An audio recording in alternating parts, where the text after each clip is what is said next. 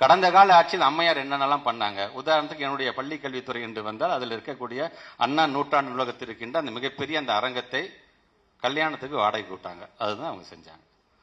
முத்தமிழர் கலைஞர் பார்த்து பார்த்து கட்டிய தலைமை செயலகத்தை மருத்துவமனையா மாத்தி போட்டாங்க. சமச்சீர் கல்வின்னு கொண்டு வந்ததை ஒட்டுமொத்தமாக அந்த அம்மையார் சிதைத்து வைத்தார்கள். நம்முடைய ஆட்சி காலத்தில் பணி நியமனமாக்கப்பட்டவர்கள்லாம் உங்களுக்கே தெரியும், கிட்டத்தட்ட 1,76,000க்கு மேற்பட்டிருக்கின்ற ஆசிரியர்களை ஒரே கையெழுத்து வீட்டுக்கு அமைச்சு வச்சாங்க. இப்படி நாம் என்னென்னலாம் செய்கிறோமோ அதெல்லாம் நமக்கு மீது இருக்கின்ற ஒரு காழ்ப்புணர்ச்சியின் மூலமாக ஒட்டுமொத்த பொதுமக்களும் இன்றைக்கு இன்னல்களுக்கு ஆளாகின்ற அளவிற்கு அன்னைக்கு அவர்கள் அதை செய்துவிட்டு போனார்கள். தேர்தல் களம் என்று வந்துவிட்டால் இப்ப இருக்க ஒன்றிய பாரதிய ஜனதா பொறுத்தவரை தில்லுமுள்ள இறங்குவாங்கிறதையும் அழகாக சொல்லியிருக்கிறார். தேர்தல் காலம் என்று வந்துச்சு, அது வரைக்கும் அமைதியா இருக்கும். திடீர்னு எஸ்ஐஆர் அப்படிம்பாங்க.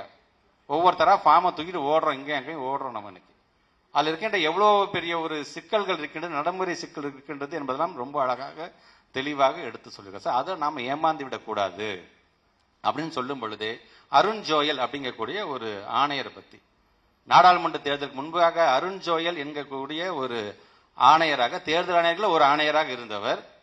எப்ப தேர்தல் தேதி அறிவிக்கிறதுக்கு 4 நாளுக்கு முன்னாடி ராஜினாமா பண்ணிட்டு போற, ஒண்ணுமே சொல்லி நீ கிளம்புனா கிளம்பிக்கிட்டு இருக்க அப்படின்ட்டாங்க. அப்ப எந்த மாதிரியான அழுத்தம் அவருக்கு தரப்பட்டிருக்கும் என்பதை அவர் எடுத்து சொல்லுகிறார். நம்மை பொறுத்த வரைக்கும் நம்முடைய தமிழ்நாட்டுடைய முதலமைச்சர் நமக்கு அரணாக இருக்கிறார். பிளே ஸ்டோர் மற்றும் ஆப் ஸ்டோரில் இருந்து பாலிமர் செயலியை QR கோடு மூலம் பதிவிறக்கம் செய்யுங்கள். செய்திகளை உடனுக்குடன் பெறுங்கள்.